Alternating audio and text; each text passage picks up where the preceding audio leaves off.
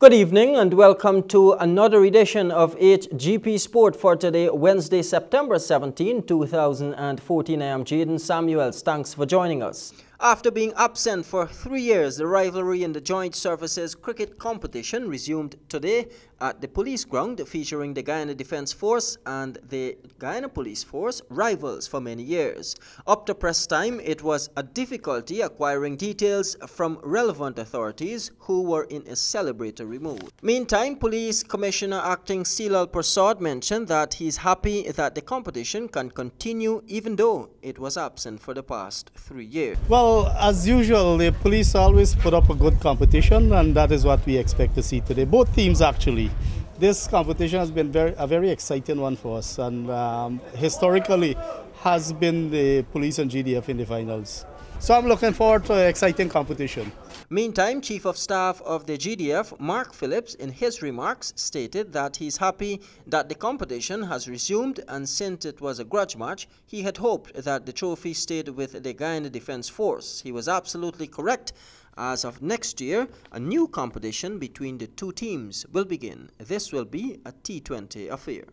So we decided before we change to the 2020 version of the game, this match must be played as a 40 over in the original format, and whoever wins today, they will keep the trophy for posterity, of course, and then we'll have a new trophy for the 2020 version of the game, and hopefully we'll play the first 2020 version this year, before the end of this year. It is a grudge match. It is a grudge match. And may the best team win today.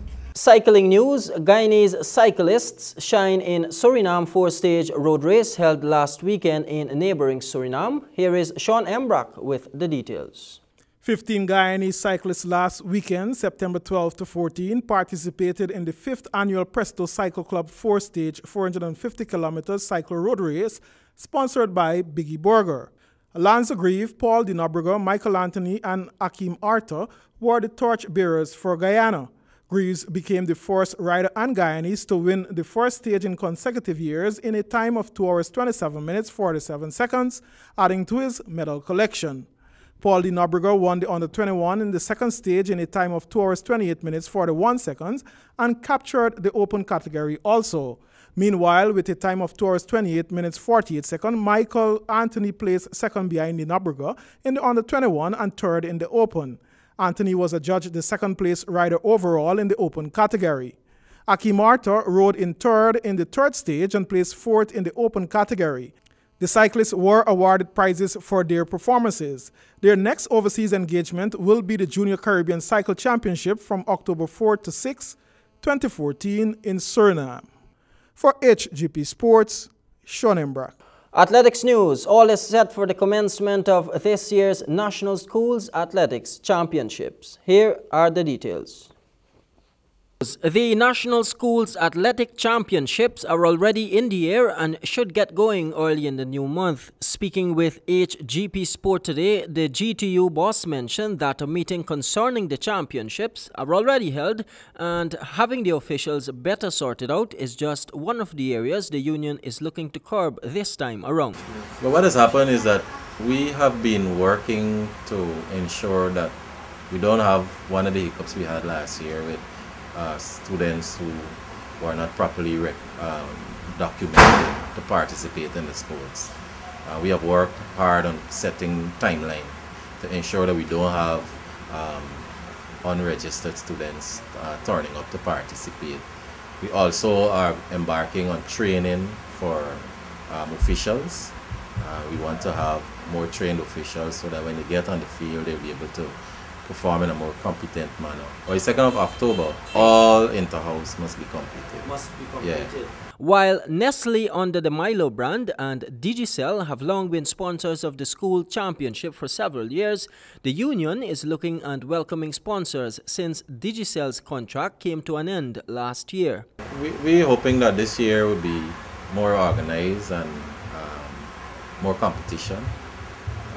Of course, we don't have the facilities like many of the other places, but we do have great athletes that we are hoping to see emerge in the championship. So It is hoped that this championship will be one of a difference, where in terms of completion and the manner in which it will be run. Obviously we had a contract or an arrangement with Digicel, and I think that came to an end last year. So we are seeking new sponsors for the championship. The Guyana National Stadium was designated as the host venue once again for the Nationals, which will feature several districts from across the country. FIFA and the United Nations have decided today to join forces in the effort to stop the spread of the Ebola epidemic in West Africa. Sean Embrock tells us more. The football field at Monrovia Antoinette Tubman Stadium, donated by FIFA to the Liberia Football Association, will serve as the site for 2 urgently needed large-scale Ebola treatment units. After the World Health Organization (WHO) identified the FIFA football pitch as the most suitable location in terms of effectiveness and safety, FIFA, one of whose mission is to build a better future, immediately expressed its support for the proposed action to convert the pitch into treatment units. FIFA President Sepp Blatter said in a statement, thanks to the continuous, fruitful and fundamental collaboration between FIFA and the United Nations, today we can use the power of football to combat the Ebola epidemic. To allay any concerns regarding the impact of the treatment units on the recently installed pitch, FIFA has also proposed to cover the cost of any damage. Wilfred Lemke, Special Advisor to the Secretary General of the United Nations on Sports for Development and Peace, added, the Ebola outbreak also has a tremendous impact on the sporting community, ranging from health threats to athletes themselves and restriction of travel affecting competitions and the development of sport. The commitment of sport organizations to support our effort is very much welcome and crucial. For HGP Sports, Sean Embrock. That concludes our cast for this evening. Do join us tomorrow for another edition of HGP Sport. I'm Jaden Samuels saying good night.